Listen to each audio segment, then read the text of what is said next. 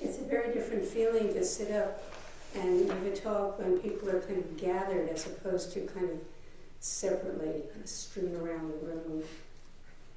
So this is your way of helping me in this endeavor to share some thoughts about Dharma practice over the holidays.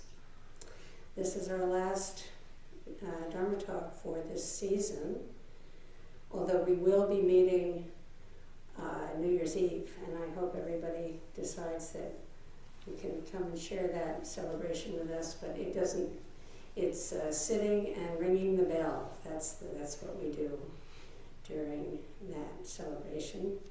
But tonight, thinking about this season, think of it as kind of a delicate time.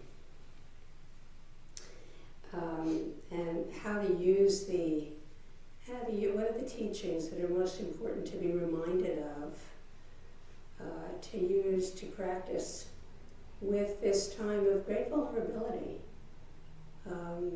The two practices that I thought were most foremost in my own mind was the practice of serenity. This is a time to allow ourselves to remember that serenity is a choice. And the other one is mudita, which means sympathetic joy. And so I'll talk about each of these. Mudita happens to be one of my very favorite words for some reason. I've always loved that word, mudita. Sharing in others' good fortunes, because this is a time when we can, if we are surrounded by loving family and everything's just peachy, it's great, but many of us don't have that situation, and so it can be a time of loneliness and sadness and kind of feeling on the outside. Anyway, years ago, I was struck by something that Thich Nhat Hanh said during a retreat, where he talked about how important it is to cultivate serenity, to cultivate peace of mind, and to cultivate a taste for peace. Because in a culture that is all about excitement and entertainment, we may not necessarily cultivate a taste for peace. It can seem kind of dull. So cultivating a taste for peace of mind. If we wait for it just to come along, it may not. So that's why I'm bringing it forward as something like, okay, well, is that something that I cultivate, and how do I do it? We don't want to have to wait for it to just kind of suddenly appear. The Buddha said serenity was living in a quiet place apart from all of the noise and clamor.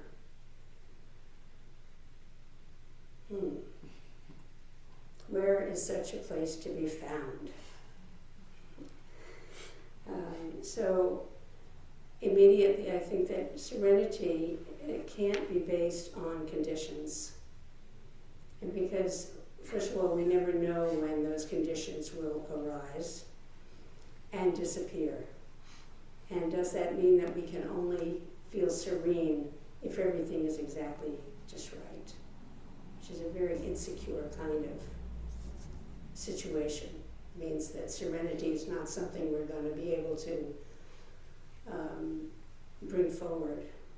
It's not a matter of what we do. It's not a consequence of how we orient our hearts and our minds. So it's a quality of our own mind and heart, serenity. So let's just take a minute to feel into that. You know, what is that sensation in the heart? A heart that is serene. And if we focus in our zazen on breath, that's where we start, to let the breath be natural and easy. And sometimes it takes a bit to just get to the place where the breath just flows very naturally and easily. And anything that's gripped, the solar plexus, the belly, the jaw, just softens. The mind opens, wide awareness, and the heart just softens.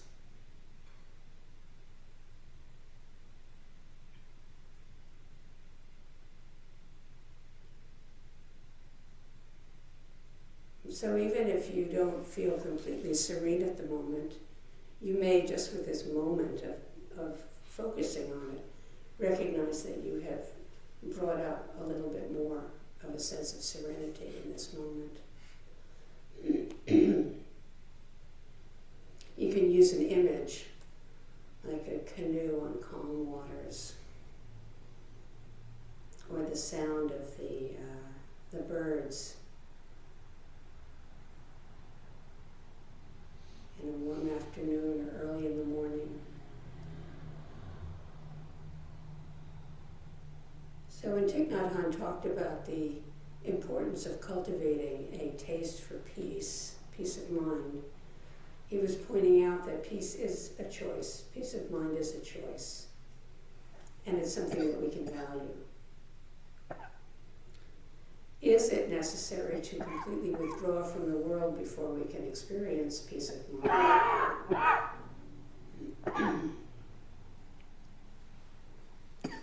Where is it possible to completely withdraw from the world? The world is always where we are if our mind is stirred up.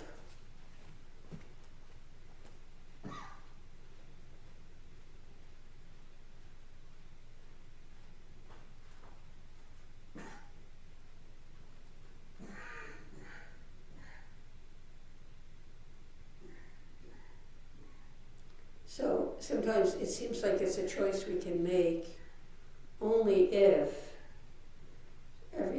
everything is going as we want it to go. If all of the outer circumstances are really lined up in a way that we want, which might mean that we never have access to a sense of peace. Especially now, when we're living in a time that's in very great upheaval. So, what is this path that we can take as a whole human being that includes access to peace of mind, even as we find a way to be present in the world just as it is, to bring our energies to function on behalf of the well-being of all others and ourselves, no matter what the outer circumstances are. And that's kind of a description of the world of a bodhisattva, isn't it?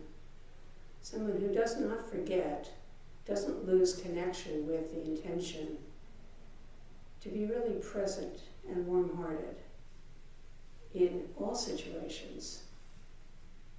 Takes a lot of focus and great determination to maintain that vow, really.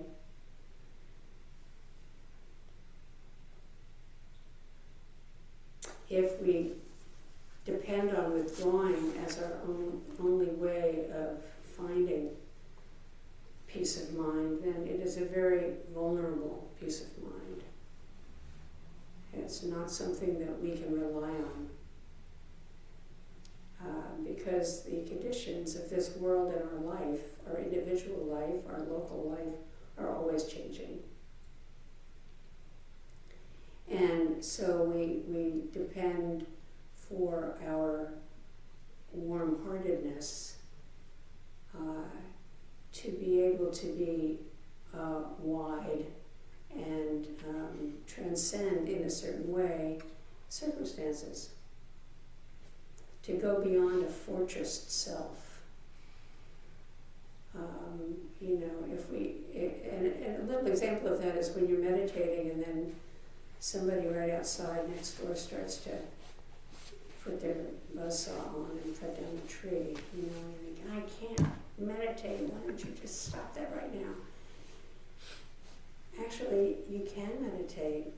I hope that all of you have the good fortune to have somebody cutting down or making some, I know, a leaf blower.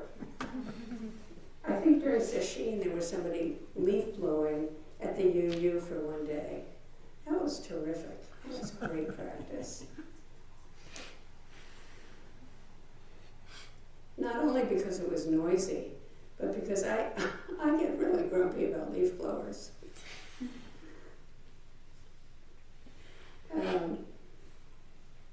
I don't know, maybe nobody else does, but they strike me as really one of the examples of the absurdity of modern life. You know? So we need to be in good shape in ourselves and take really good care of ourselves. That's an underlying intention that allows us to continue to show up in the world with our wholeness. And no matter where we are, any circumstance is a setting for our caring attention. One of the ways that we practice that here is in Samu. So no matter what you're doing, whatever you're assigned to, it's a certain attitude of just this one thing I'm going to give my whole self to, which is one reason why this place, no matter how much we use it, which is a fair amount, there are a lot of people who come through, it's pretty clean and tidy. Maybe more so than at your home. And you don't always do. You don't have time to do the kind of samu, and you don't have the companionship. There's something about working together with other people that is very sweet. What is samu? Work practice. Thank you. Samu is what we call work practice in the Zen world. To designate it as mindful activity, caring activity, maintaining the place of practice. So the first thing that we do when we cultivate a peaceful heart is to remember to do it. You know, mindfulness, awareness is always the first step. And bringing up the sensation in the body of serenity, remembering what it is and that we want to do it, that we want to bring that about. And regularly practicing loving kindness practice. So it's really always a good idea when we begin Zazen every day to begin with metta practice, loving kindness practice, where we bring up a wish for our well-being, our mental stability, our physical health, and being at peace. So we even state it. We can even state it aloud. And this is the basis for refuge, is bringing to mind the intention to be really present and wholehearted.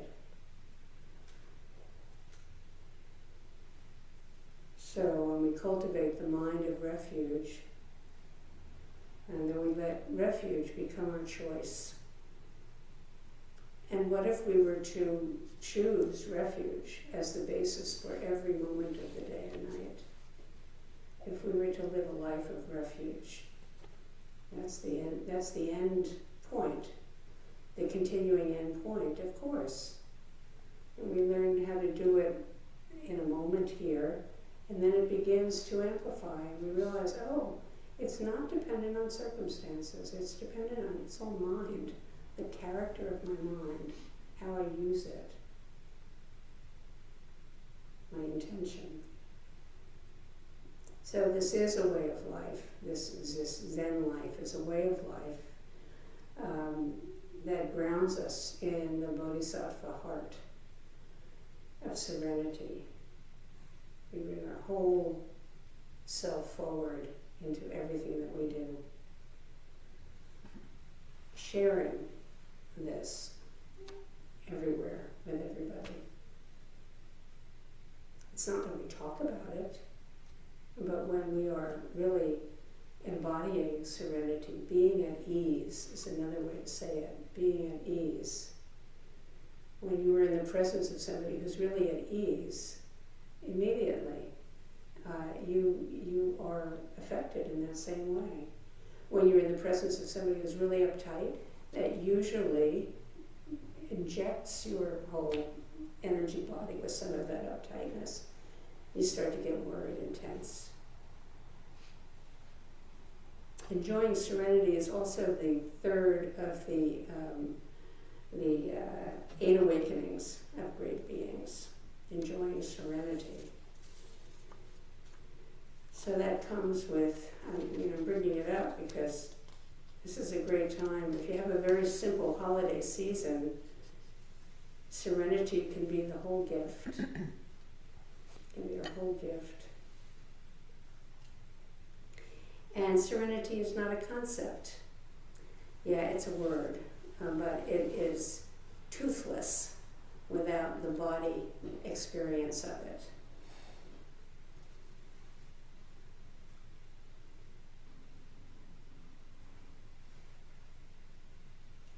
So a lot gets in the way. A lot can get in the way.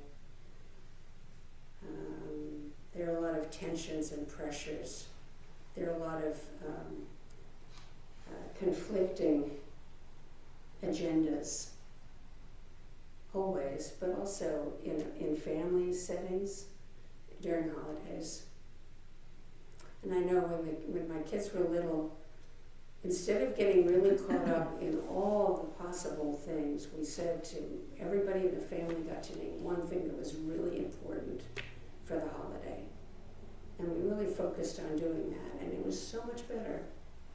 Just the one thing. Because one thing is wholeheartedly is very nourishing. 10 things with tension and, it's not very nourishing. So this is the season when a lot of people experience loneliness and being on the outside looking in. And you think about all of the media images of people having,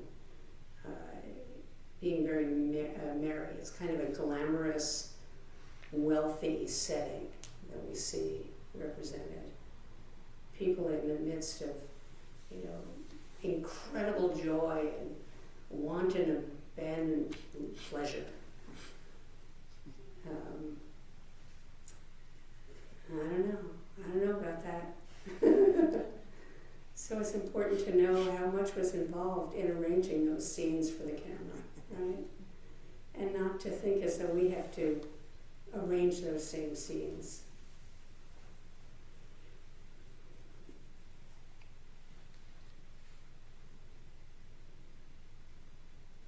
So this brings us to then the second quality that I thought would be really good to think about together is mudita, which is a sympathetic joy, or sharing the joy that others have, sharing in the joy that others have. Think of how much joy is available if we decide we're going to really share in other people's joy. It's an ingredient that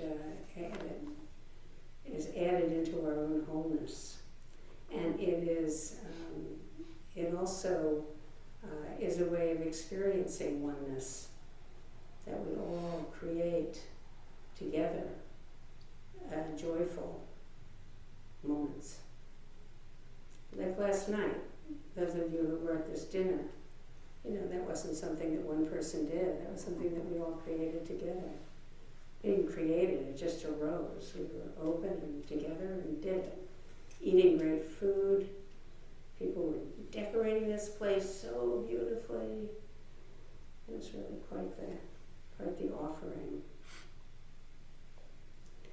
So one of the 4 Brahma Viharas, the divine abodes, in Buddhism, along with loving kindness and compassion and equanimity, is mudita, sympathetic joy.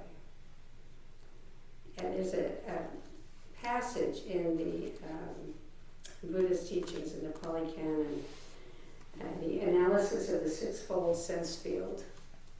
It's such a typical title in the sources. Well, the Buddha speaks of 6 joys connected with renunciation. And while such joys are subjective in their nature, they are devoid of any taint of egoistic craving that could give rise to the cankers of jealousy, envy, covetousness, and greed. And think about, I don't know what your experience was as a kid, but sometimes, you know, the opening of the presents in the morning of Christmas, and your brother or sister would get something that you really wanted and you didn't get it, or is this all I get, only this present, you know? We always in our life have, usually unexpectedly, the arising of jealousy. And so working with mudita, with sympathetic joy, is a very potent practice. First of all, because it brings up the idea that this is possible. You know, that when you feel really jealous, there are a number of ways that you can narrate that moment. And one of them is, I could really appreciate the joy that this person is having and experience it with them. You know, rather than some of the more mean-spirited thoughts you might have when somebody gets something you want and you didn't get, which feels terrible. I mean, that really deepens the suffering, whereas sympathetic joy lightens it.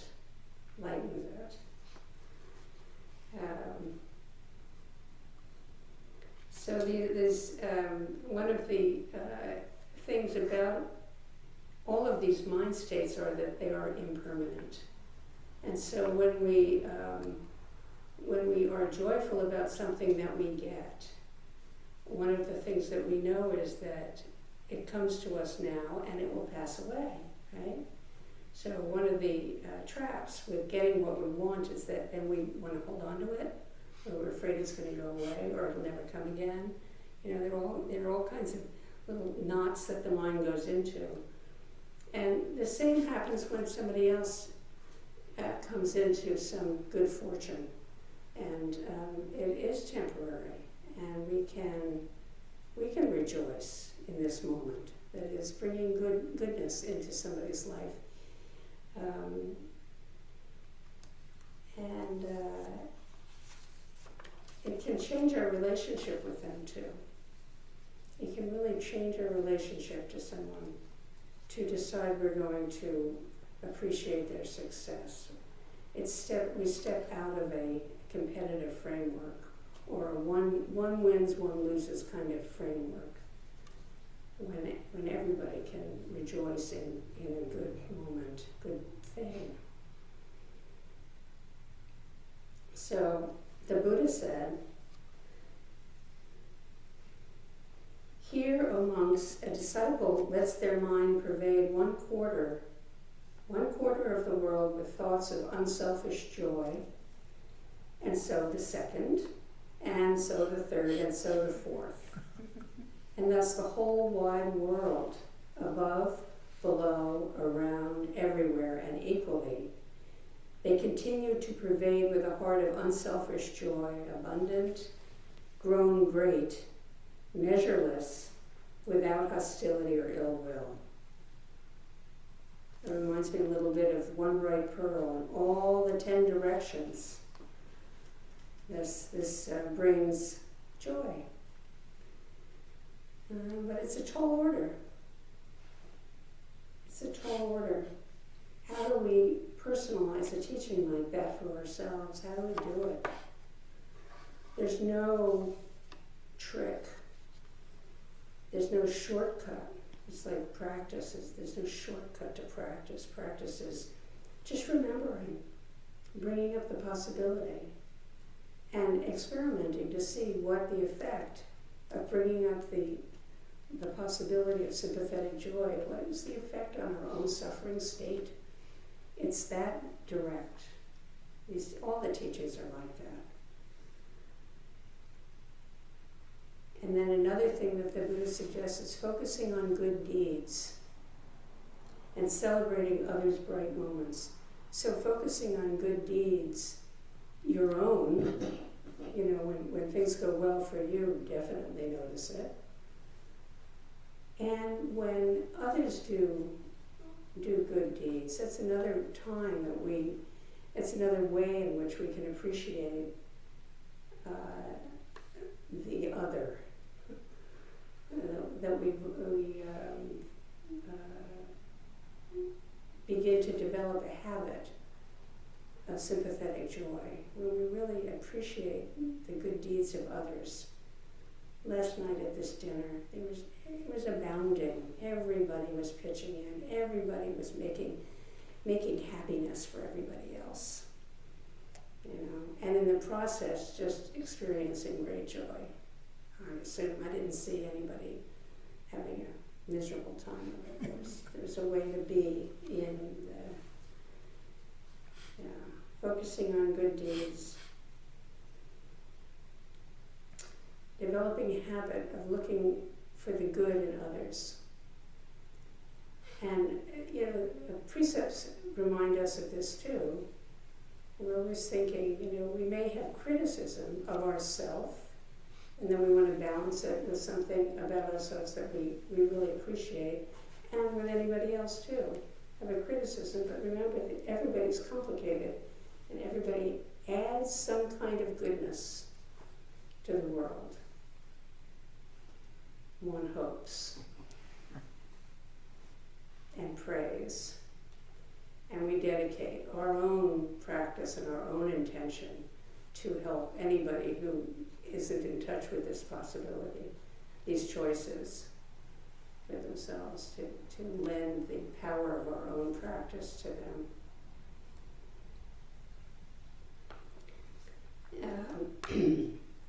Unselfish joy is much less in evidence than is jealousy and resentment and envy, which is reinforced all over the place. We see it all over the place. It fills our entertainment industry. There's so much of that. But it also is just everywhere. As though it's almost as though it's something we really value in jealousy.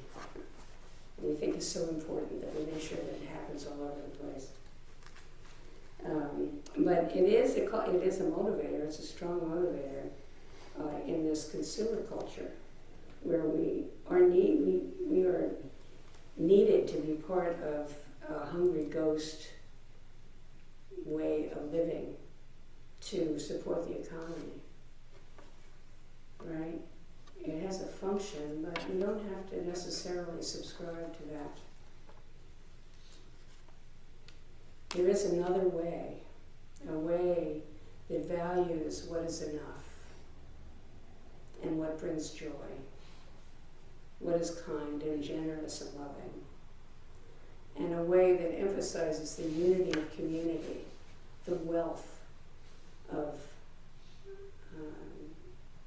affection, kindness, wisdom, and joy in sharing. So it's a mistake to think of mudita as something that's relevant only in certain relatively rare occasions when our friends experience a bonanza of good fortune, right? It's not just occasional. It's not just now and again. Mudita is something that we are cultivating all the time. That we do by noticing when we are adding benefit through our own actions, and when other people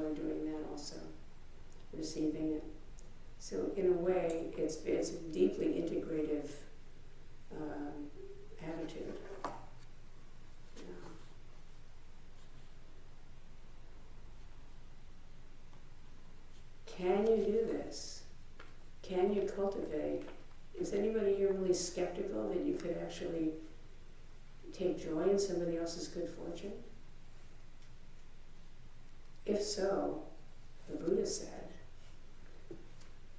if it were impossible to cultivate good, I would not tell you to do so.